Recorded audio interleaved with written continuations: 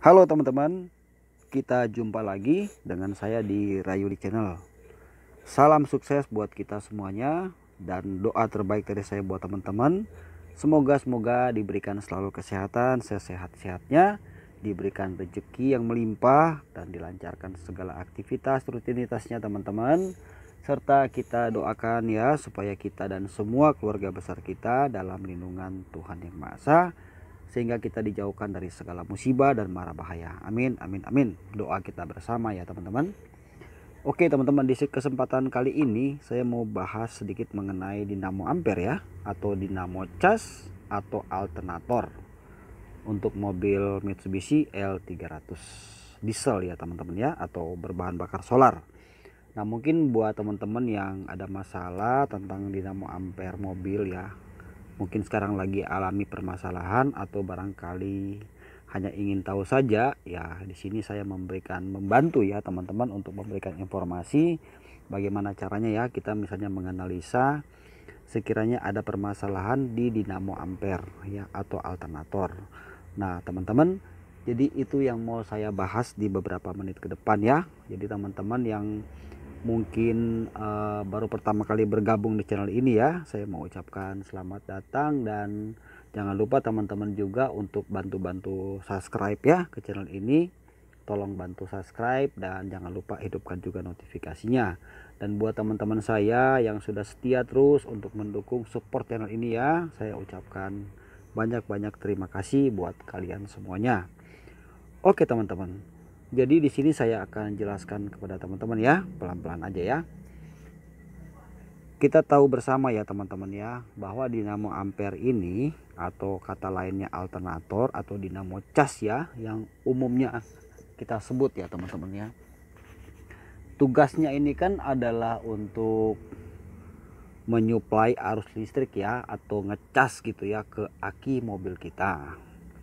Ya, pastinya dong tentunya setiap mobil yang menggunakan aksesoris lampu ya, berarti dia memerlukan suplai arus listrik ya teman-teman ya. Nah pusatnya itu kan ada di aki, jadi aki itu sebagai pusat kelistrikan mobil, namun aki juga itu butuh suplai arus listrik ya kan, atau suplai arus listrik DC lah ya, katakan begitu ya teman-teman ya. Ini saya jelaskan yang mudah aja ya, pakai bahasa bengkel, bahasa hari-hari ya, yang mudah kita pahami aja ya teman-teman ya.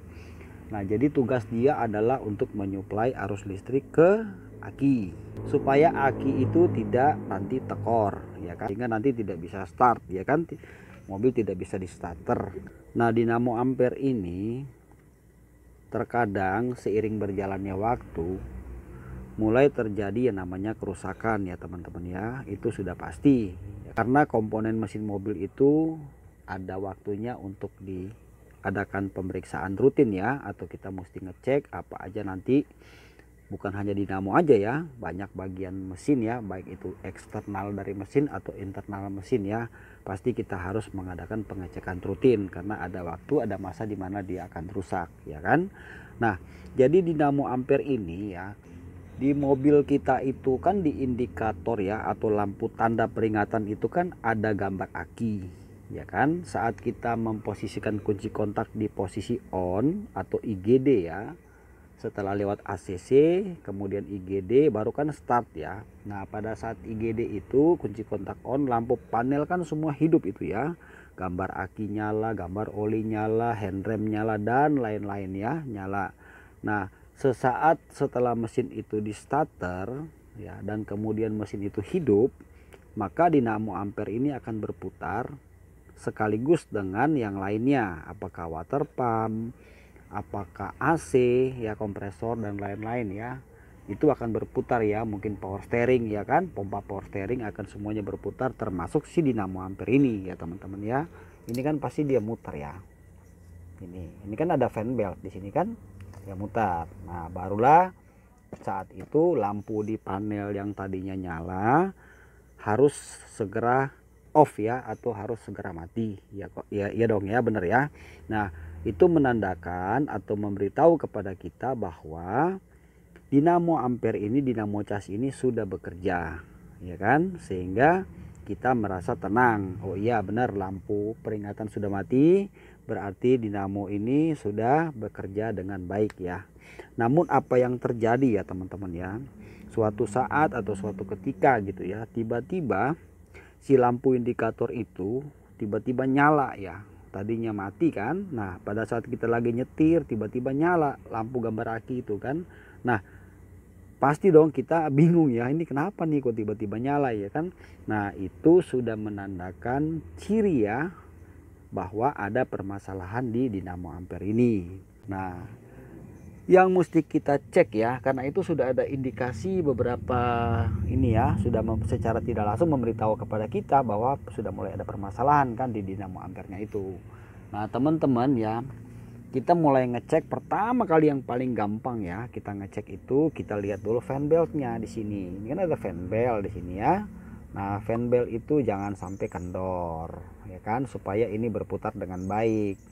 Sebab kalau fan beltnya kendor ya kan takutnya ini tidak berputar dengan baik sehingga membuat lampu indikator itu menyala.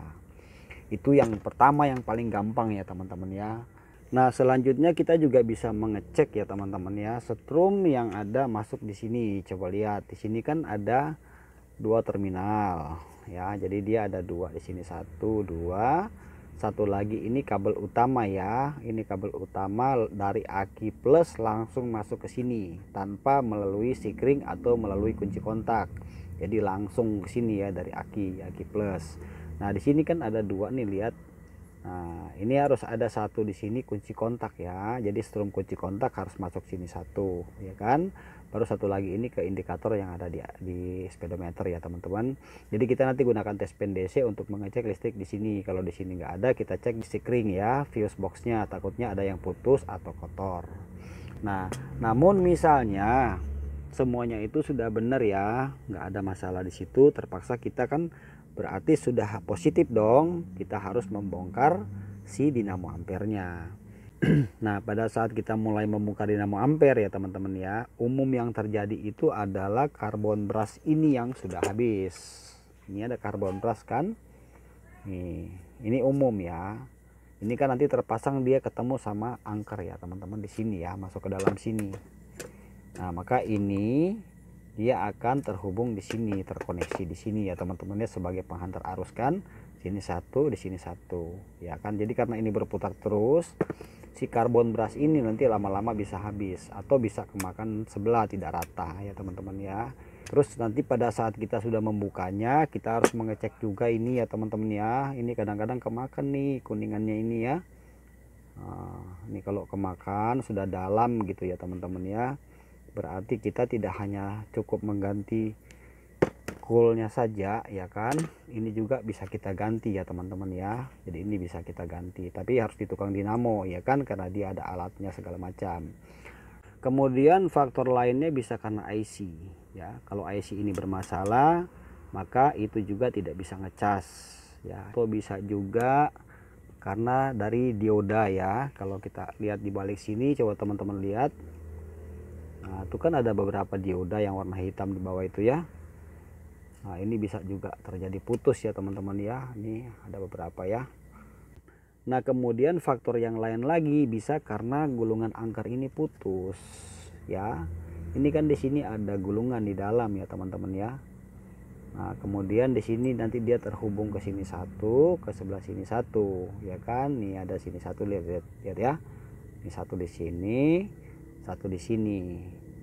Nah kalau kita mau ngetes ya, misalnya ini putus nggak ya di gulungan di sini, kita bisa menggunakan multitester teman-teman ya. Jadi kita pakai tester, nanti kita tester di sini apakah jarumnya bergerak atau tidak, untuk memastikan bahwa gulungan di dalam rotor ini tidak terjadi permasalahan. Oke, sekarang yang selanjutnya itu kalau misalnya ada suara terasa berisik ya teman-teman ya. Jadi suara itu kasar dari arah dinamo ampere, bahkan bisa sampai macet ya. Itu wajar saja. Kenapa? Karena di sini itu ada bearing, adalah kelahar ya. Di sini satu di belakang, sama di depan sini ada satu. Kalau saya buka di depan sini ada satu ya, teman-teman bisa lihat ya. Ini kan muter. Ini kan di balik sini tuh ada satu. Jadi kalau dia terasa berisik ya. Jadi saat dimana kita bongkar dinamo ampere ya, kita mesti cek juga si bearingnya. Jadi pekerjaannya satu kali ya, tidak dua kali. Nanti dia biasanya bearingnya itu kalau terasa kasar itu ya mulai berisik, takutnya kan nanti macet. Kalau macet kan repot ya teman-teman ya. Nah kita gantilah sekalian. Kemudian permasalahan yang selanjutnya itu bisa juga terjadi kebocoran oli ya kan, karena kan di sini ada oli ya kan, dari karter tuh masuk oli ke sini, kemudian kembali lagi ke mesin ya untuk melumuri oli di dalam blower sini, karena di dalam sini itu kan ada gigi ya kan. Nah maka saat ini berputar di sini harus ada konsumsi oli ya, jadi harus ada oli yang masuk di sini, baru nanti di sini akan dipompa ya, dinamo berputar, ini juga berputar, maka akan menghasilkan udara kan, nanti terhubungnya ke booster rem. Jadi teman-teman harus tahu, tidak berarti bahwa kalau aki nggak ngecas ya atau terjadi permasalahan pada dinamo ampere itu bukan berarti bahwa dinamo ampernya harus diganti baru, nggak gitu ya teman-teman ya. Maksudnya itu memang bisa berkemungkinan juga, tapi kemungkinannya kecil. Rata-rata itu hanya ada salah satu atau dua bagian pada dinamo ampere ini yang bermasalah. Nah untuk menganalisa ciri-ciri kerusakannya itu, kalau teman-teman mungkin tidak terlalu paham ya, jadi kita harus melibatkan orang bengkel atau bengkel khusus dinamo ampere ya teman-teman ya. Nah jadi informasi ini hanya sekedar berbagi buat teman-teman ya, terutama bagi yang masih awam, bagaimana cara kita mengenali dinamo ampere dengan segala permasalahannya ya, ciri-cirinya seperti apa kalau terjadi mulai ada kerusakan, dan kita harus bertindak seperti apa. Nah minimal video ini bisa membuat kita paham, dan nanti kalau kita sudah artinya bawa mobil kita ke bengkel ya, kita sudah ada gambaran sedikit kan mengenai si dinamo ampere untuk mobil L300. Nah teman-teman, jadi L300 ini dengan mobil bensin ya, kalau ini kan mobil solar ya, berbahan bakar solar kan. Kalau mobil bensin itu perbedaannya hanya di blower aja ya, sebab blower yang di belakang ini yang sudah saya jelaskan tadi itu yang ada oli ya, itu kan langsung dia ke booster rem, sehingga membuat rem kita menjadi enteng. Jadi kalau teman-teman mengalami misalnya rem di mobil kita agak berat ya, khususnya mobil diesel gitu ya, nah kita perlu mencurigai juga, jangan sampai nanti di blower ini ada masalah ya teman-teman ya. Itu sangat bisa berkemungkinan ya, terlebih mobil-mobil yang sudah tahun lama. Nah tapi kalau untuk bensin bedanya, dia tidak menggunakan blower ini, jadi untuk rem itu dia langsung masuk ke manifold intake ya teman-teman, dia ke mesin. Nah jadi itu aja teman-teman, sedikit informasi dari saya yang bisa saya bagikan kepada teman-teman. Lebih dan kurang mohon dimaafkan ya apabila kurang sempurna penjelasan saya, tetapi ini hanya untuk berbagi sebagai pengetahuan dasar ya buat teman-teman yang barangkali masih awam. Oke teman-teman, demikian video saya kali ini. Saya ucapkan banyak-banyak terima kasih sudah menonton ya teman-teman ya.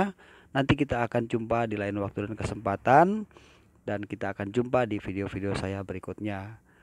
Nah teman-teman jangan lupa ya untuk dukung channel ini dengan menekan tombol subscribe, dan boleh share video ini ya kalau teman-teman rasa video ini bisa menjadikan rekomendasi ya, apakah untuk saudara atau keluarga yang membutuhkan informasi.